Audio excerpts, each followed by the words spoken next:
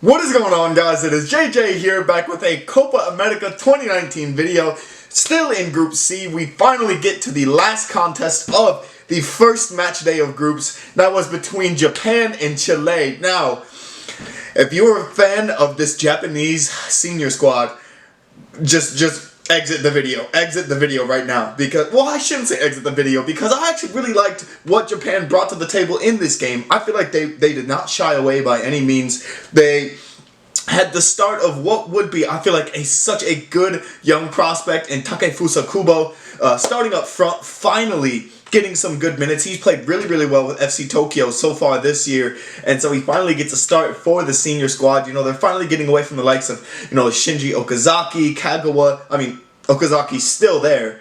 He did come into the game later in the game, but he came into the game when it was a bit out of hand, because Eduardo Vargas and Alexis Sanchez and Charles Aranguiz tore Japan to bits. They tore them to absolute pieces. And it just, oh my god, the stuff Eduardo Vargas was, him and Alexis Sanchez, what they were doing in this game was just absurd. And I mean, to be fair to this Japanese squad, they still, you know, they got their good amount of possession, they got a good amount of chances in the game.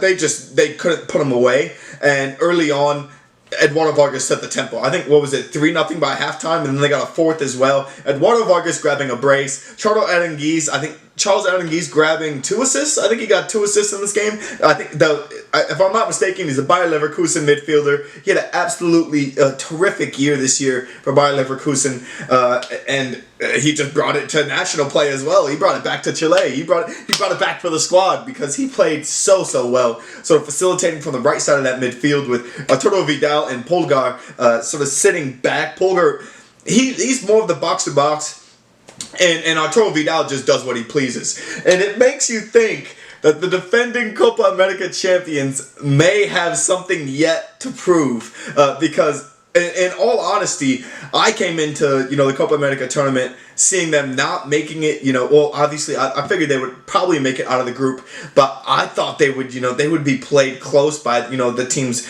Obviously, Japan, I thought, would play them close. I feel like Uruguay's, I mean, they could still definitely play them close, and Ecuador, I thought, would play them decently close.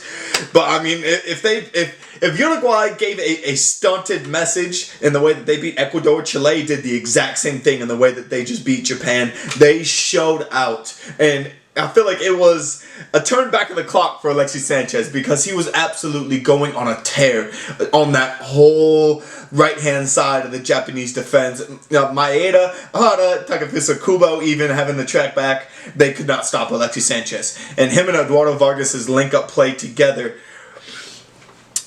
it's like a musical. It's like poetry in motion. It just fits so well, and they just looked so good while they were doing it. It just makes you think how, like, realistically, this is pretty much, I mean, all of the core pieces from that squad that won them the original Copa America Centenario, they could easily do that again. This is a squad that could easily do it again, and there's no reason to count them out, honestly. I've said this a couple times now, like, the stars are all aligning for there to be an upset in the Copa America in some way, shape, or form. Uruguay turned back the clock with the way that, you know, Cavani, Nicolas Loriero, Luis Suarez, with the way that they were all linking up and playing together. Alexis Sanchez is turning back the clock. I mean, the guy had, what, 3 or 4 goals for United this year? Maybe 5 in an entire year. He turned back the clock tenfold. And then, of course, Vargas, I think he plays for Tigres, if I'm not mistaken.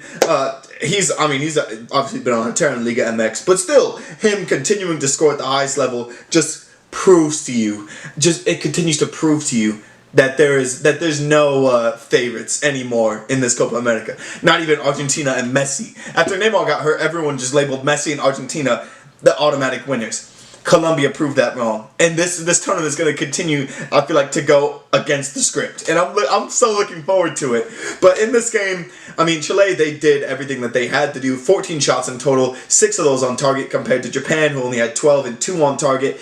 They stayed out of the books, which is, I think, a big thing for Arturo Vidal, staying off of the book. While Japan kind of suffered in that regard. Okazaki came in. I thought he made a very good appearance. He still got a lot more pace than I remember him having, especially especially for when he played during his Leicester days. But Takefusa Kubo, I wanted to see a bit more from him. I didn't get to see enough of him. I saw a lot of Eduardo Vargas. Charles Aranguiz honestly looks like what will be a future world beater for Bayer Leverkusen. I know they probably made that purchase with, you know, the future in mind, because that was a great midfield performance. He looked untouchable at times, just going around that 4-4-2 and in the midfield against Japan, with how much possession they had as well. But yeah, guys, Japan lose to Chile 4-0 in the opener of the Copa America tournament. The end of match day 1. We're going to get back into it with match day 2 starting tomorrow. So you guys got to let me know your thoughts on the contest down in the comments below. Thank you guys so much for watching, and peace.